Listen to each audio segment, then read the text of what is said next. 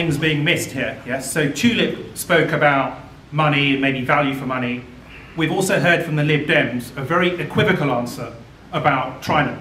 The Greens are unequivocal for the very reason that my colleague Rebecca Johnson isn't here tonight. We would scrap Trident. We would not have renewal. We would not be spending that £100 billion. But moreover, we would not even threaten the use of weapons of mass destruction, which is, guess what, a crime under international law.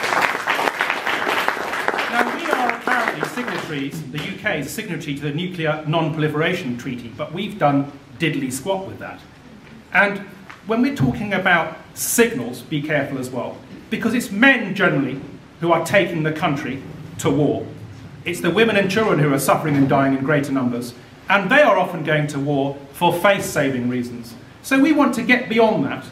We want to be in the 21st century. We want to act as though we are civilized. There is no room for this kind of weaponry. The true security needs of the United Kingdom lie in investment in public services, whether it's health, housing, education. We could do a lot with £100 billion as Greens in the next Parliament. Party is the most consistent on Palestine because we have motions which we've approved at full conference. No other party can say that. We actually sign up to the boycott, divestment, sanctions campaign. So yes, we say unequivocally that we should mount a campaign, work with those people in Palestine who support us boycotting goods that have been produced in illegal territories. And we could extend that also. It's all about the consumer feeling empowered, having knowledge. My son's laughing. It's about having knowledge and using that knowledge and not being browbeaten. Palestine is a horrendous situation, and it's constantly being framed as a situation of equality when it's nothing of the sort. It's a situation of complete disparity in arms, in actually arsenal, in weaponry, in support from global superpowers. And so I think the people get it, even though the politicians do not. The people definitely get it. They understand who are the oppressed. They understand that if you put people into a pressure cooker style situation, in Gaza for example, with a wall around them, depriving them of the basic necessities, by burning by settlers, Israeli settlers, rolling down the hillside, burning tyres to actually burn their crops. And in defiance, they're growing more, they're not taking up arms, they're growing more olives.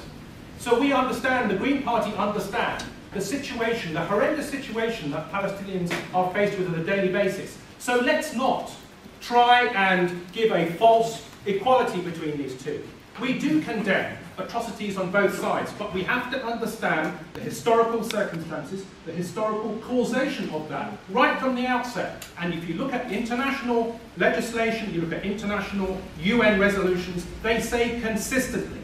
And so we need to make sure that we comply with what the UN says. The Green Party is saying nothing less than that. And if you look at the other political parties, they are inconsistent, they have internal strife, and the Green Party alone is consistent. And we say right and justice for Palestinians.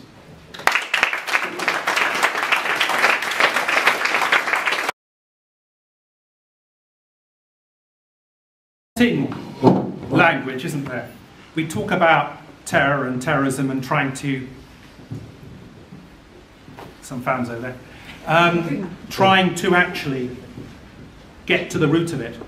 But we don't acknowledge state terrorism, because state terrorism is actually more prevalent than it ever has been, and state terrorism is more destructive. So let's call a spade a spade. Now, the architects of the war on terror do want it to be unending. They do want it to be an indefinite exercise, because that suits their neoconservative agenda. I think the one thing that we have, the bulwark against the war on terror, is free speech, which is being clamped down systematically through civil liberties, anti-terror legislation. That actually is our exit out of this. When the wall came down in Berlin, the East and West Berliners did not find that they were radically other. The wall, if anything, was in their heads or in their leaders' heads. So that's the thing we need to watch for. So absolutely, This is not an unending war, and it's down to us to say that. Yes, I'm sure, I hope all of us marched. Marching isn't good enough. We threatened to bring the country to a standstill, and we should have. What is our risking losing our job against the death of an innocent Iraqi? I think we need to mobilise ourselves a bit more. Now, the fact is, probably the chance of another war, you can see even Cameron, he nearly got his vote through on Syria, but he didn't quite. And it's because the context has changed. The people demanded otherwise. The people insisted that there was a higher threshold for going to war. That doesn't mean Colin Powell's, when we went to the UN in the rise to the Iraq war, he said, war is a resort, is a last resort, but it must be a resort.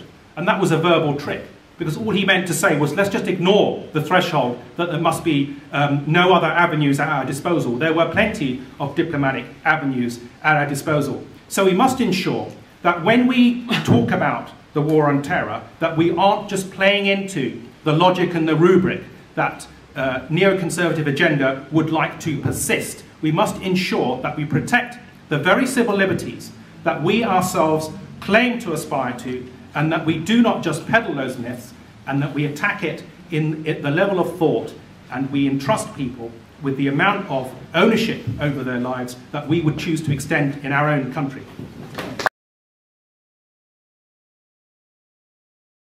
If you look at the training programs for young men in particular going into the military, they are initially trained in order to lose their sense of right and wrong, so that then that gap can be filled with what the military, because the military has to put in there to make them behave as they're supposed to be as soldiers, which is obeying orders without thinking about what it is you're being asked to do. When you're going into a room where there are women and children in the corner and you're spraying it with bullets, you're not thinking, because your order was go into that room.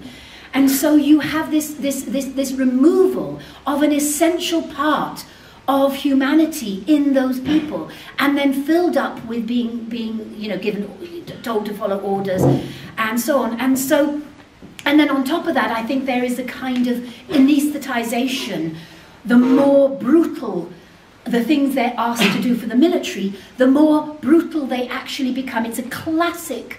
I'm very glad to see Rena Rosselson here with Leon. Rena and I are part of Women in Black, and we have looked at these issues in a number of wars where you see how torture and violence against women and rape increase right across the board. They increase against the families and the women of the soldiers when they go home.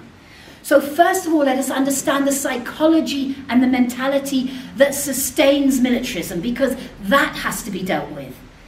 And so there's that issue that we have to, in a sense, recognize that a lot of the men that end up, following through torture, and of course we saw with Abu Ghraib, there was women too, have had to become mentally ill in order to carry out what they are expected to do. So we also have to be prepared to treat them, but we should be putting them on trial. But we should be putting every single level of where the orders start on trial. That's the fundamental here. We know that Rumsfeld went through kind of signing off, saying things like, why does it matter that they stand for 12 hours or with hoods on their heads? They've been bad, that's okay. And so the order came from the top. And we know with Tony Blair as well. He knew a lot more than he's admitting to. He has to have known, he did know, where rendition was taking people. It was taking people to countries that allowed the torture to happen in those countries. So I do think that everybody who commits torture, there should be no impunity whatsoever for crimes of violence against anyone in wartime or peacetime. And they should therefore be put on trial, and it should be peacetime you know, the trial should be as open as they would be in peacetime. I myself, when I was at Greenham Common during the 5 years I lived there, I'm running out of time. I myself had experiences of being beaten up and then having the soldiers and the Ministry, the police and the Thames Valley Police saying it didn't happen, even when their own custody records showed that I had to be taken to hospital every evening after being arrested. So it happens at every level, and we have to stop it, and they should be put on trial, but also the individual soldiers do need to have some mental therapy and help.